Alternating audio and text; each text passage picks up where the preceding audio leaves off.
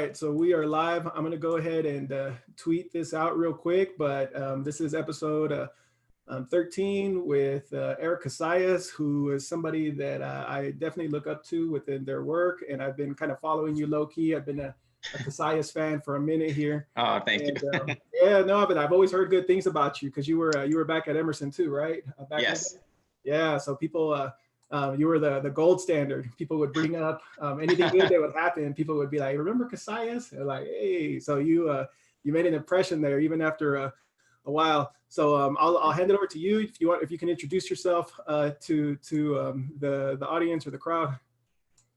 Hi, yeah, my name is Erick Casallas, and currently I am principal of Voorhees Elementary, and Voorhees Elementary is right next to Foothill High School.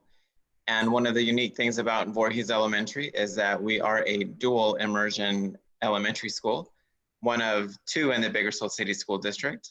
And kids at my school simultaneously, well, not simultaneously, but they learn Spanish and then learn English at the same time. So we do have a program at Voorhees, and it is a program that has been there for 22 years now at this point. And it's a program that has done very well. And as a principal, it's unique and it's a great experience and something that I completely love about my job right now. Cool. Yeah, you see, so my mom, she started out as a bilingual educator in Santana. So she went to Cal State Fullerton. Then she got into bilingual education. She did that there for about 5 years. And then we moved up out the barrio to Central California, and she did bilingual education at in Visalia Unified for like another 12. And now she's been dual immersion. And so always when I would see your work, I always, that's why I'm saying, like, I always low-key really paid attention because I kind of grew up always listening to the teacher talk at the table. And so this is like a cool opportunity to be able to share, but also recently I've had people asking me about the dual immersion program, and I was like, why not have the expert himself share? And I'd love to learn along with anybody else that gets to listen. So let's start out with just your path into teaching itself, and then all the way up to where you're at now. All right. I always thought about being an educator, but it wasn't something that I had always said, oh, I'm going to do this.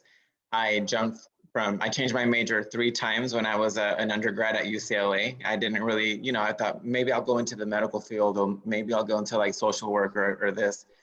And it was when I went to this youth conference at Harvard, actually, and I saw this stand that said Teach for America.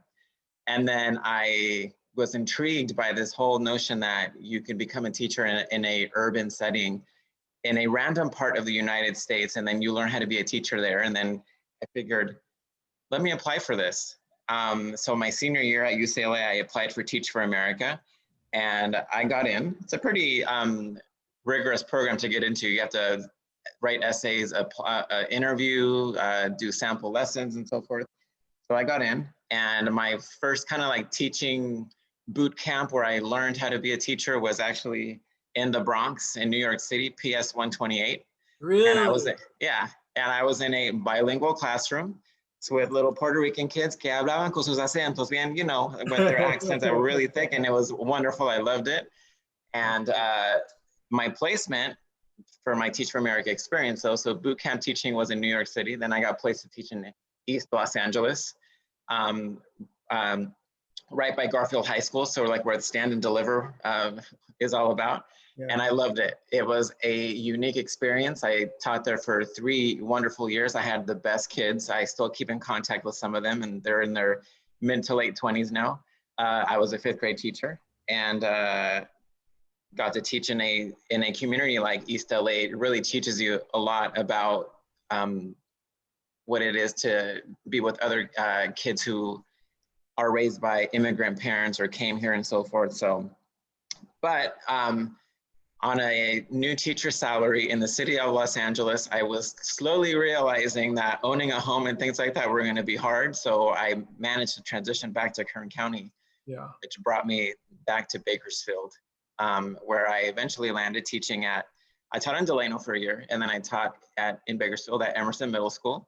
Yeah. Equally challenging, as you know, Eddie, for having had taught there. It's a challenging population, but it's a rewarding one of the most rewarding populations I've ever worked with, Yeah. because you get a mixture of everything, and you get to inspire and motivate, and you can win those kids easily with a lot of love and loyalty. And it was great. And then in 2011, got the whole Kern County Teacher of the Year thing, and that was cool. And then eventually I got pulled up for instructional support at the district office when Common Core was rolling out. So I got to like roll out the math Common Core standards, the math, the language arts standards, and that was good. I did that for 2 years, and then I became a vice principal at Immersion. So I got to go back and see the administrative role at Immersion. Yeah. Then I went back to the English, to the district office, and I was a supervisor of English learner services. So I was in charge of Title III programs. And that really was, I think, the turning point for me in my career, because I felt like I finally got to like laser focus my whole like value system on equity, and really championing professional development for certain populations of kids. And the kids that represented who I was as a kid, an English learner who was struggling with surviving in an English dominant world where my parents spoke Spanish. My parents are from Colombia. So I grew up with like a different like culture, and then having this code switch and all that, and getting to like promote that was a great experience. I did that for 3 years, and then I got to be placed as principal of Voorhees now, which is, I'm gonna enter my very 4th and unique year of being a principal. Hey, where were you raised? I was raised in Los Angeles. I was born in LA. And then I came here when I was in 6th grade. My dad was actually in the prison system, and he was in at Wasco. So randomly, my mom was like, "We're moving to Bakersfield because your dad's in jail, and we got to be close to him." So, you know, having a weird dynamic family and having to deal with all that, and coming to Bakersfield at age 12 was hard, but I managed to do that. But I forgot to say, but one of the main reasons why I have good values, I feel, as an educator, is because I had an awesome teacher in high school. His name was Mr. Mack. And those of you guys out there in Kern County for listening, and if you ever had an experience with Mr. Mack, you know what I'm talking about. He taught you love, he taught you music, he taught you what it meant to be a good human being. And I think a lot of the things of what I do as a teacher, as an educator, I hold on to him.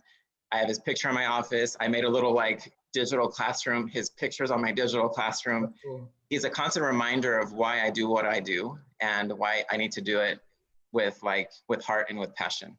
Hey, what high school? West High, class of '98. Go Vikings. Cool. Hey man, so I want to go back a little bit, because I was kind of a gypsy. Like when I started, I was like here and there, and I did I spent 2 years doing like subbing in LA, long-term subbing, like in East LA, Boyle Hyatt, South Central. And for me, that was like the most amazingly beautiful, rewarding experience. And so like when I'm hearing you talk about going out to the East Coast, and then out here in East LA, what's the value in that? You know, that's something hard for me, but like, what impact do you think that had on who you are today? I think you have to sometimes step outside of your box. And what I mean by that is stepping outside of the Bakersfield box, because you realize that at the end of the day, kids are kids. All kids want to feel loved. All kids want to feel valued. You have to be a champion for equity wherever it is that you go as an educator. And there's good families, there's parents who want their kids to do well, regardless of whether it's in the Bronx, in East LA, or here in Bakersfield. Kids and families want the same thing, and there's challenges everywhere you go. Yeah. So you, as you were going into it, you started mentioning the equity piece. And for me, man, I should have done my homework a little bit more to remember like the specific names, but there was like Proposition, what is it, 187, then Proposition 227, you know, and I always felt, because my mom was in those trenches, so I would see all that. And then I remember, you know, little rallies and things. And it almost felt like that was always kind of under attack. And one of the things and sometimes I feel bad because I'm having to tell parents, and I almost feel like I'm doing it low key, but I'm telling parents, you know, hey, you know, right now we might not, it might seem like the system doesn't value Spanish, but when your kid graduates, the first thing they're going to ask is, do you speak Spanish? Yes. I Yeah. go. So they go from, you know, this is wrong, this is wrong, this is wrong, to valen por dos, you know, and Yeah. Oh yeah. like, I don't know, can you jump into the equity piece with that a little bit more for me? And I don't know, like, let's just like get into that sphere a little bit. Yeah. To me, equity and not so much equity, but I think equity and access kind of like have this symbiotic relationship, that if I am a teacher that promotes equity, then I'm allowing my students to have access. And as a principal and as an educator who advocates for biliteracy, bilingualism, you are somebody who says your language matters. And if you're an English learner, you need to keep both languages, because we have this system where you have to be done, you have to like show proficiency in English to have value. And if you don't have proficiency in English, then you're not as good as others. Mm-hmm. And we need to flip the script essentially. And the value needs to be in knowing more than one language and not just dominating English and then kind of knowing a little bit of Spanish and a little bit of another language. Mm-hmm. Because when you go to other countries, as you know, knowing more than one language definitely bumps up your cool factor. And here it's like, oh, you speak another language? Oh, we only care about English. So Mm-hmm. to me, it's we have to promote that. And in a school where I get to promote bilingualism, and it's not just like, oh, I get to have more job opportunities, but no, I get to have job opportunities, cultural opportunities that a lot of people here are denied because they don't value multilingualism as much as other countries do. Yeah. Yeah, one of the things I tell people, I say, you know, if the more languages you speak, if you speak 2 languages, you make friends in 2 languages, you dance in 2 languages, you have twice as good a chance of finding your love partner. Oh yes. I go, Definitely. it's twice as nice, man. There's more of everything. So let me ask you, what do you think the impact for parents and you know, for on a community when they have that type of access, you know, to a program like that? Or how do we expand that, or how do we advocate for that? Because for me, that's personally, I think that's like a social justice issue, you know. And Oh, so I know like my specialty is ed tech, but I wish, you know, that I can like, you know, be in that part too and really push that. So that's the other part. Like, so for me, man, you got to ally on, you know, there for life, bro. Like I want that, like, you know, what does it mean, or what does it mean to the community? How do we expand that? It really comes down to educating our public and to saying it's not just, oh, here's this program that's available, but here are the benefits to it. And then institutions of higher education also have to have programs that promote it as well. And I'm fortunate that at Cal State and programs across the state are growing to allow teachers to get their BCLAT or their authorizations to teach in bilingual settings. And really just showing the big picture, and then having these programs more readily available at school districts, and not just at Bakersfield City, but in Bakersfield, it would be like programs in Panama, programs in Rosedale, programs in Norris and Greenfield, and really setting a mark, because it's very disproportional. In Los Angeles, in San Diego, in San Francisco, there are well, not tons, but there's a much greater number of multilingual programs, Mandarin, Cantonese, Arabic. And here we're just limited to Spanish, which is understandable, but we're very limited in the fact that in Bakersfield, we really just have 2, and then we have Arvin that has a few, and Lamont that has a few schools. Okay. So here's my next question. So like for me, like I'm saying, like I almost felt like when I think of like Latinos in the 60s, 70s, you know, 80s, they're talking about, you know, representation in the curriculum, representation, you know, with language in the classrooms. And then, you know, like I said, we had the Proposition 187 and the 227 and all those things happen. So I almost feel kind of like we're in the doldrums a little bit right now. So like people like you are holding down the fort until, you know, kind of people get activated a little bit more to push this. And one of the great things for me, a great experience for me, was getting to teach the what class was it? It was I believe it was the social justice class at CSUB, and like listen, and everybody gets to share a little bit on their background. And I heard like a lot of like amazing stories, a lot of people talking about coming to college for the first time, a lot of like bilingualism, biliteralism, biliterateism. Illiterate. Yeah. And so what do you say? So like if you have somebody right now who's listening or that wants to go this route, like why go this route? Why go and be a dual immersion educator, a bilingual or multilingual educator? Like what would be your sales pitch to them? My two sales pitches are advocacy and opportunity. One, it's advocating for what you believe in. So as an educator, you always have to have your core values and your beliefs of why it is that you do what you do. And promoting language is one of mine, and making sure that that language piece is part of the equity piece. And then from there, opportunity, meaning that I allow myself and I will then in turn allow others to have the same opportunities, if not more than the ones I've had. Mm-hmm. Just like you want your students to do better than you can potentially. It's one of the reasons why. So that's my sales pitch. And one, it is to see this as a school principal. It is an amazing experience to see children who, because not all this, a lot of people think, oh, well, the kids already know Spanish. No, I have a good percentage of students that don't know any Spanish at all, because all they've known is English from their parents and home language. And they are learning their ABCs and 1, 2, a veces, y uno, dos, tres en español when they come to school. And it's a reversal, because when we think of ELs, they come to school and they are immersed in English. And in this case, it's the opposite. Yeah, that's cool. I really like what you said there. Man, that's a shirt. That's a shirt for the Gritty Vikings right there. You said, allow yourself to leave more opportunities for others than you had for yourself. And I think that's a really powerful statement, in that, how do I say, rather than like always like putting a hand to pull others up. I think, yeah, that's cool, man. It's one of the reasons why, and I didn't really get a chance to explain, but at Voorhees, we call ourselves the Gritty Vikings, because I feel like I'm an example of what it means to be a gritty person, because I didn't have a lot of the things stacked in my favor. It was like, a single parent household. I crossed metal detectors every weekend to see my dad. And I shouldn't be where I'm at statistically. I shouldn't have gotten like a good enough GPA or high SAT scores to land at UCLA, but yet I did.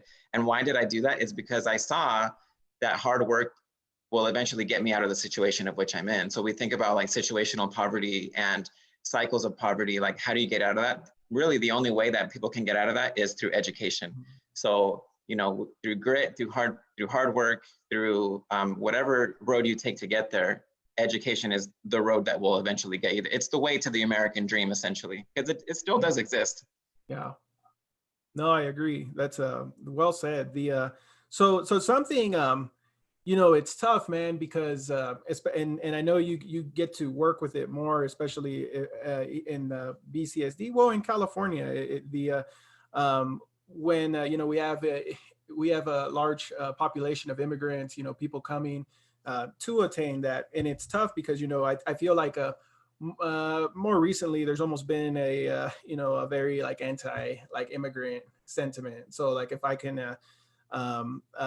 So like my mom, she got amnesty, and if my mom didn't get amnesty, then she wouldn't have had like a lot of doors there for her, and now you see things like people that are in the DREAM Act, and then they can't, they're trying to, are we taking it? Are we not taking it? Are we extending it? Are we not extending it? It's like, man, we can't even give access to like the top of the top, and like how it kind of, I guess, in that climate, or how do we make sure that we are pushing like this like narrative of like, this is a good community, man. This is like the newest version of the American dream. Like how do we tie these programs like dual immersion and and pedagogies and things associated with that to change hearts or to change minds. I know that I'm throwing you a hard one, bro. I didn't email you that one.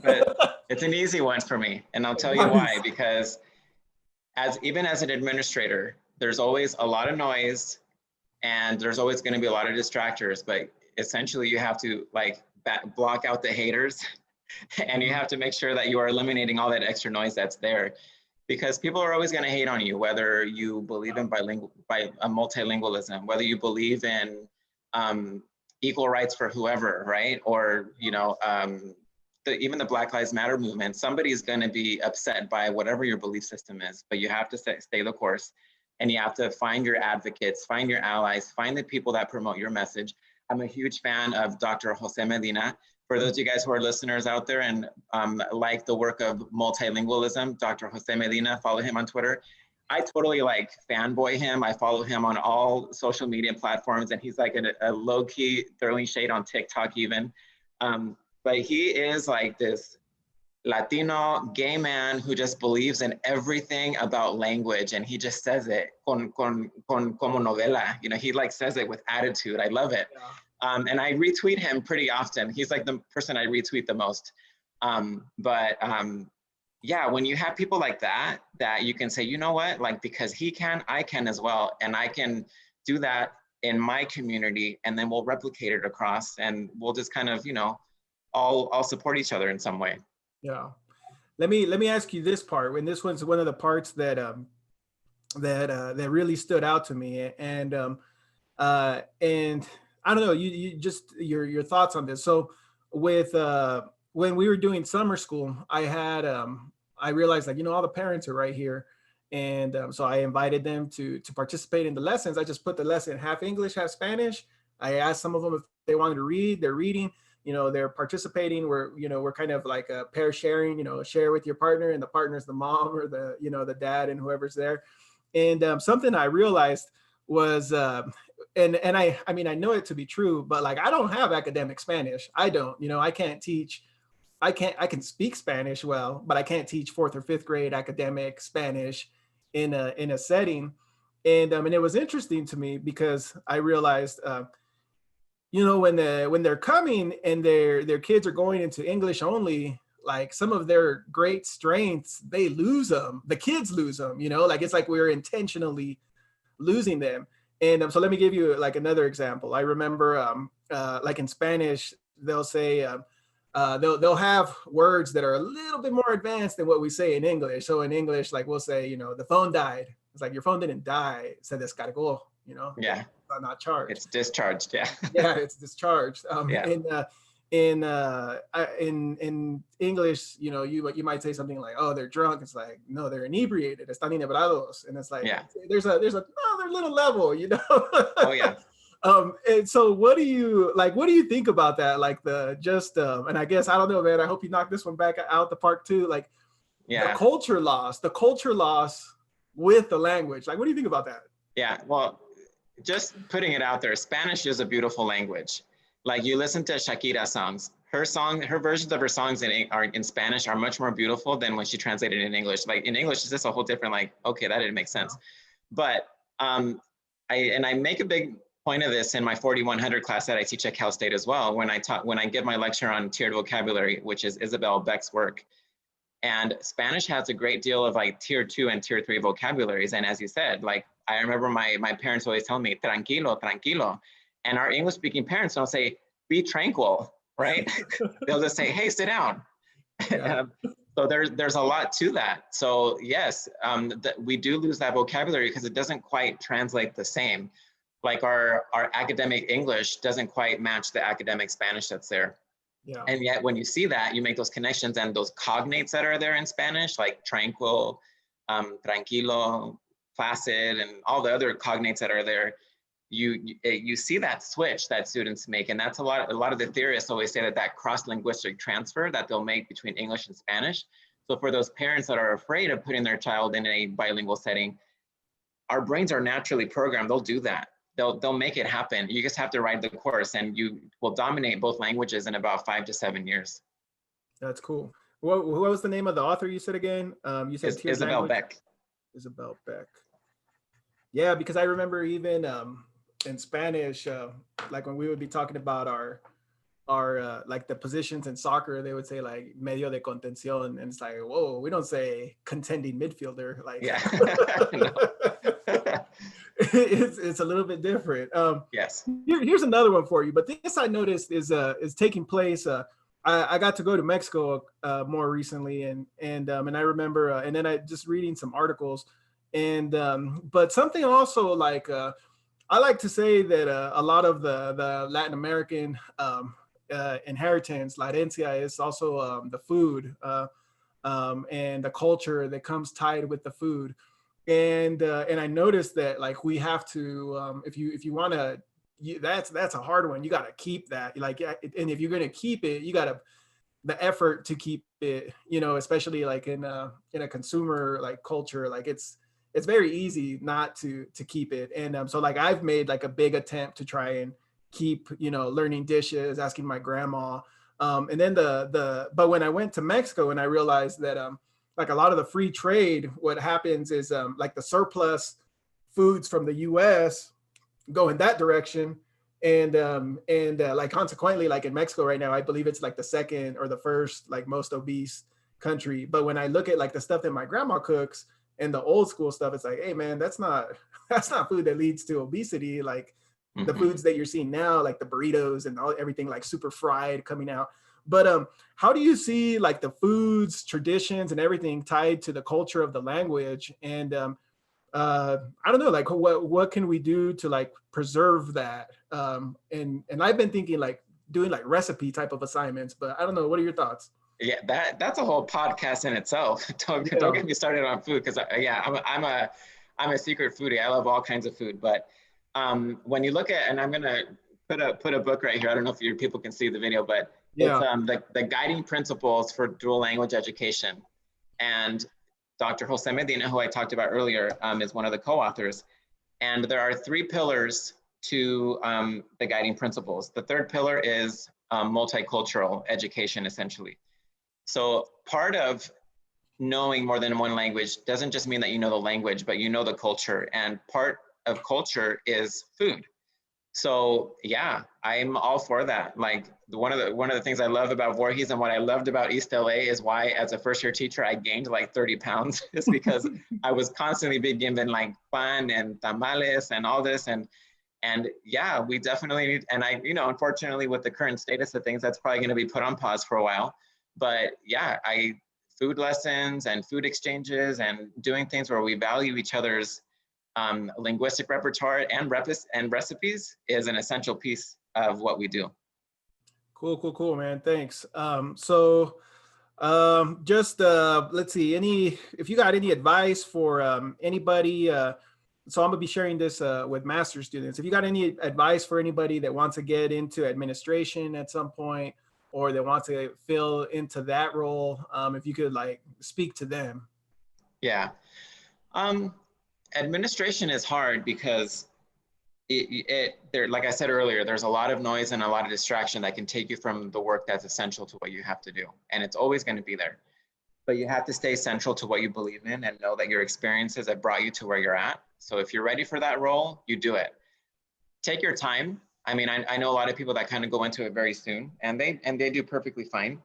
But it is one of the roles where you definitely have to have your feet grounded. And in my career, there are two positions where I felt the most impactful: as a classroom teacher and as a school principal. Because as a classroom teacher, you're 25, 30, 35 kids, they will follow you like little duckies if you know how to do it right. And as a school principal, of 1,000 kids, I get high fives, hugs, and affirmations from kids all day long. And it's pretty cool to feel like a celebrity. Yeah. That's cool. And so let's see. One last one. Like, what advice do you have for teachers kind of starting this new year? And you know, like there's a lot of uncertainty. Everybody's nervous. Like, what? I don't know if you got to be if your voice is one that they hear, they happen to hear, you know, the night before they start classes, or even a week into the summer or the fall distance learning. Like, what do you say to somebody in that spot? I think for the first couple of weeks, we have to be very patient with each other, and we have to communicate with our families more than ever. And I think you're going to have to go beyond the contract and beyond what the black and white paper says, and you've really got to like communicate out and let your families know that you're there as an ally, and you're there to support them as well, and that you're figuring this all out together. Because I know I sure am. When we went to shelter in place in March, I started a YouTube channel, I did daily announcements, and I pushed it out to my community, and I felt like that was my part, but that was barely just scratching the surface. Yeah. And now, you know, trying to push out a Google site and Google Classroom with my teachers and so forth, and then expecting them to do the same. And really just navigating and teaching my families how to navigate the same thing, because it's time for our parents to also be teachers as well. And I pushed out a notification to my families today about like materials pickup.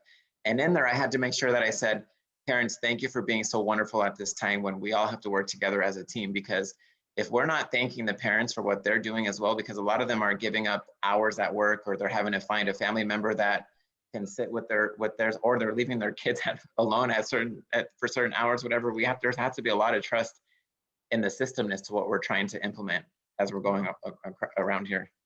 Cool, man. So yeah, so thanks, Eric. I really appreciate it. Well, I guess, is there anything else you want to share? No, I mean, yeah, I guess if you're a listener, you know, just thank you for listening, and just fight the good fight and stay gritty, as I always like to tell my students, because when you work hard for something, you can always say, and there's a sense of ownership to the work you've done, and people will respect you for that. And you know, just advocate for kids, and you can't go wrong with that. There's a formula to what we do. There's a science behind it, right? Yeah. But there's also a whole lot of heart behind what you do. And when you combine the science and the heart, and that's an equation for excellence. Nice, man. You got all the good sayings, Eric. This is hey, it's been a pleasure, man. Like I said, I'm a fan, rooting for you, and rooting for you, your school, the community. I mean, and just keep it up, man. And thanks. I really appreciate you taking the time. Okay. Thank you, Eddie. Likewise, the feeling is mutual.